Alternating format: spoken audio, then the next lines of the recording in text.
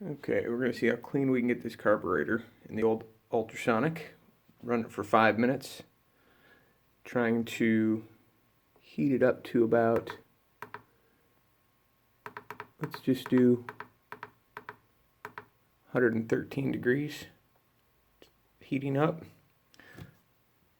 I'm just going to take some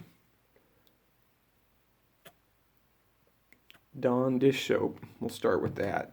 This thing was off of an old wood chipper, and it was gummed up. I don't know how long it's been sitting, but I found the wood chipper on the side of the road. Let's get that thing submerged. And let's